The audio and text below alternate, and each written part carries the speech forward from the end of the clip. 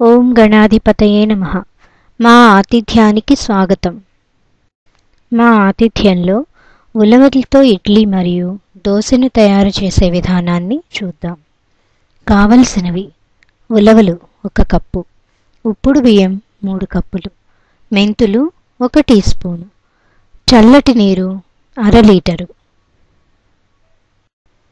తయారు చేసే విధానం: ముందుగా ఉలవలను బియ్యాన్ని బాగా కడిగి విడివిడిగా 6 నుంచి 8 గంటలు నానబెట్టాలి. అవి బాగా నానిన తర్వాత నీరంతా వంపేసుకోవాలి. తర్వాత బియ్యాన్ని మిక్సీ జార్లో వేసి మెత్తగా రుబ్బుకోవాలి. అవసరమైనప్పుడల్లా మధ్య మధ్య చల్లటి నీరు చల్లుకుంటూ బియ్యాన్ని బాగా మెత్తగా ఇడ్లీకి తగినంత గట్టిగా రుబ్బుకోవాలి.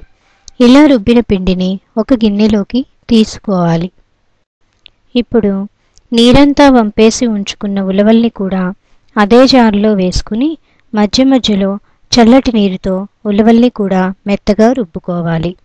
ఇలా రుబ్బిన ఉలవల మిశ్రమాన్ని పిండి రుబ్బి పెట్టుకున్న గిన్నెలో వేసుకోవాలి. దానికి తగినంత ఉప్పు వేసుకుని బాగా కలిసేలా కలుపుకోవాలి. దాన్ని తర్వాత మూత పెట్టి 6 నుండి 8 గంటల పాటు పులియబెట్టాలి. ఈ ఉలవలతో చేసే ఇడ్లీల్ని, దోశల్ని మనం మామూలుగా చేసుకునే ఇడ్లీ, దోశ పద్ధతిలోనే నానబెట్టి రుబ్బుకోవాలి. మర్నాడు పిండి పులిసిన తర్వాత దాని గట్టిదనాన్ని బట్టి అవసరమైతే కాసిన నీళ్లు కలుపుకోవాలి. ఇప్పుడు మనం ముందుగా ఇడ్లీలను పెట్టుకుందాం.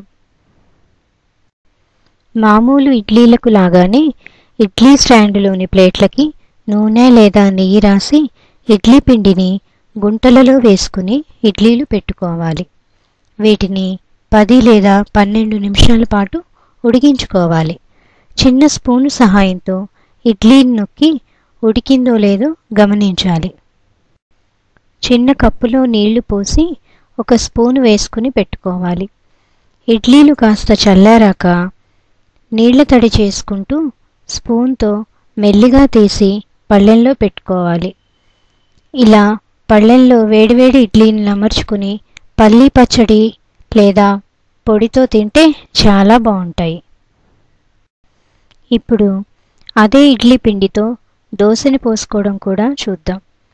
పిండిని గిన్నెలోకి తీసి పెట్టుకుని దానిలో దోశకు సరిపడా నీళ్లు పోసుకోవాలి. ఇలా చూపించిన విధంగా గరిటె జారుగా పిండిని సిద్ధం చేసుకోవాలి.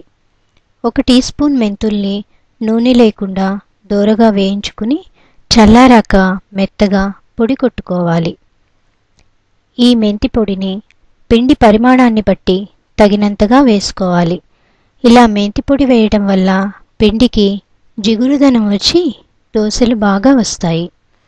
ఇలా మెంతి పొడి వేసి బాగా కలుపుకున్న పిండితో దోశ పోసుకుందాం.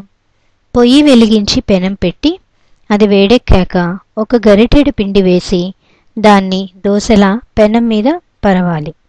తర్వాత కొంచెం నూనె లేదా నెయ్యి వేస్తూ ఈ దోశని చూపించిన విధంగా దోరగా కాల్చుకోవాలి. ఈ ఉలవల పిండిని ఉపయోగించి ఎప్పుడు కావాలంటే అప్పుడు ఇలా దోశ కానీ లేదా ఇడ్లీ కానీ చేసుకుని ఇంటిల్లిపాది తృప్తిపడేలా తయారు చేయవచ్చు. ఈ ఉలవలు చాలా ఆరోగ్యకరమైనవి. మనం రోజు చేసుకునే ఇడ్లీలు, దోశల కంటే ఎంతో పుష్టికరమైనవి. వీటిలో చాలా పోషక విలువలు ఉన్నాయి.